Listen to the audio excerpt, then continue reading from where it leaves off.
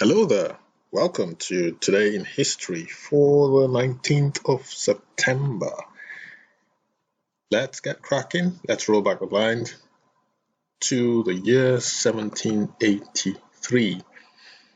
On this day, these brothers were called the Montgolfier Brothers. I hope I pronounced that right.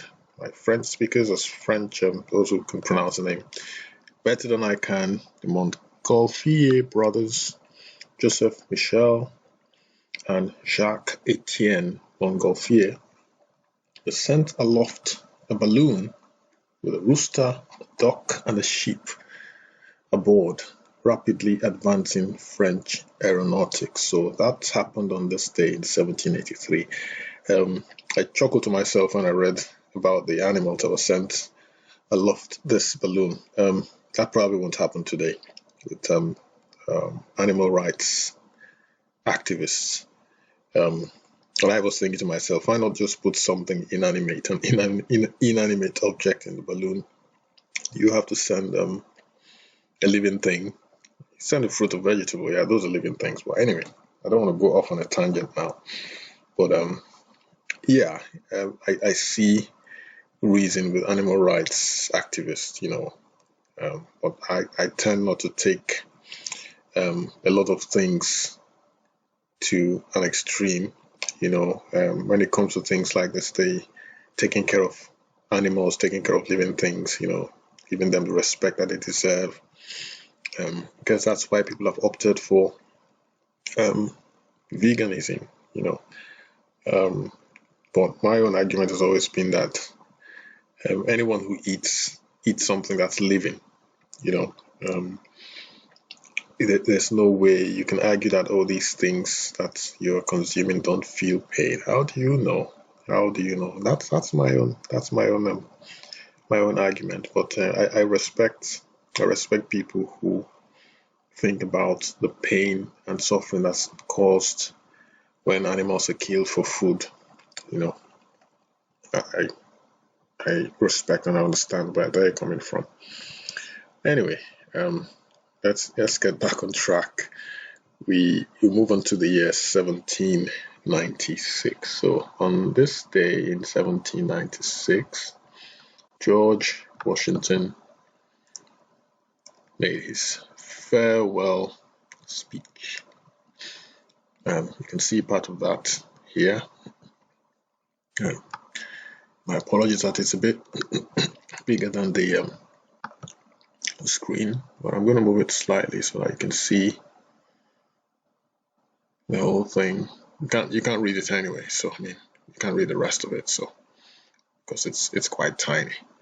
But yeah, so this is the address of General Washington to the people of America, the United States, on this day in 1796. So I'm going to read a little bit about what this was all about. George Washington's farewell address was published on this day. In his farewell address, printed in the Philadelphia newspaper, on this day in 1796, George Washington, the first U.S. president, implored his country to maintain neutrality, just like the Swiss. I didn't talk about the Swiss in the previous video, so go check it out. So anyway, George Washington is urging his country, men and women, to maintain neutrality and avoid entangling alliances with Europe. Now, was that advice heeded? Obviously, you know the answer, a resounding no. It wasn't heeded. But anyway, I guess he was being very sensible.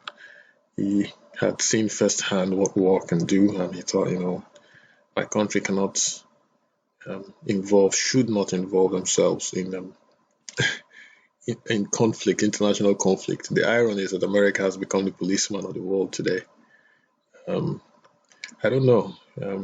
Well, drop me a line, guys, in the comment section. What do you think? What do you think? George Washington's advice, good or not good?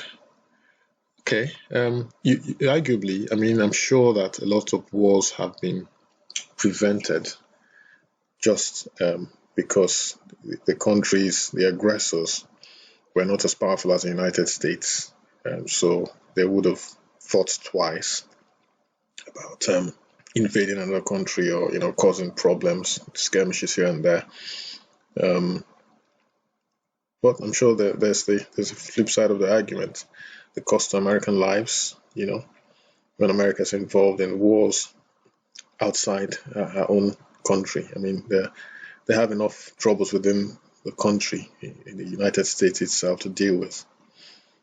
Not to talk about going outside. Well, anyway, I don't have all the answers.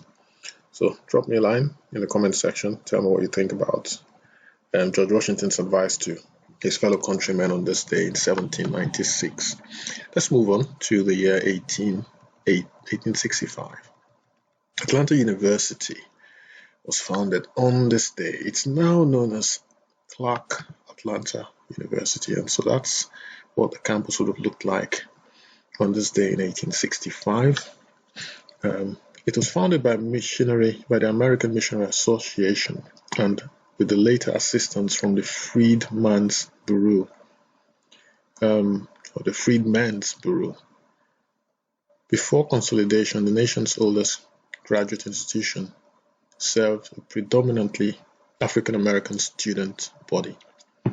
It consolidated with Clark College in 1869 to form Clark Atlanta University in 1988. I'm going to show you some more pictures of this institution. And that's what it looks like today. Okay, 1911. On this day, Sir William Gerald Golding, CBE, which stands for Commander of the British Empire, was born. He was a British novelist, playwright, and poet, best known for his debut novel, Lord of the Flies, which was released or published in 1954. He would go on to publish another 11 novels in his lifetime. In 1980, he was awarded the Booker Prize for Rites of Passage, the first novel in what became his Sea Trilogy, To the Ends of the Earth. He was awarded the Nobel Prize for Literature in 1983. As a result of his contributions to literature, Golding was knighted in 1988. He was a Fellow of the Royal Society of Literature. In 2008, the Times ranked Golding third on their list of the 50 greatest British writers since 1945. So that's William Golding for you, who was born on this day in 1911. Let's move on to the year 1965.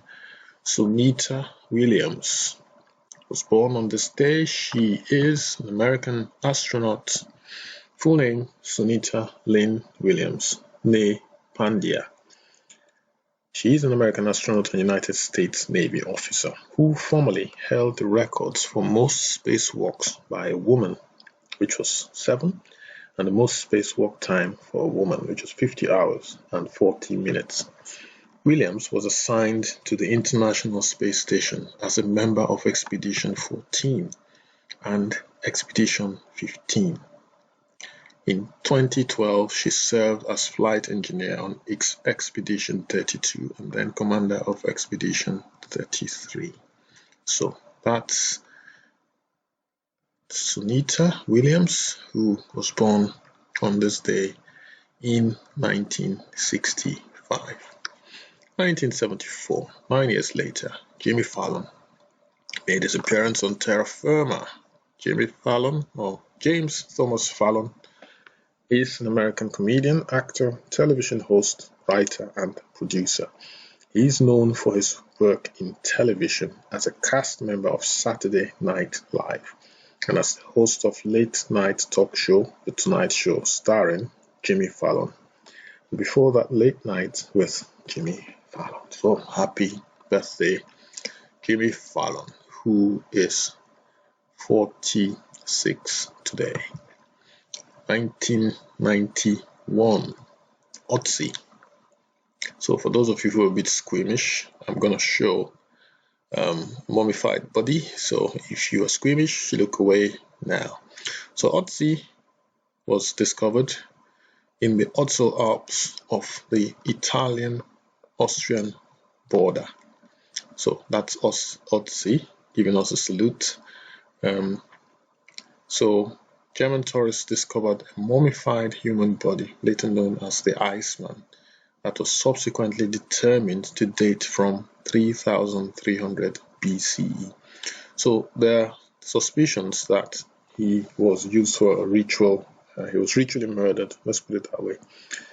So yeah, that's Otzi, who was discovered in the Otzel Alps on the Italian-Austrian border on this day in 1991.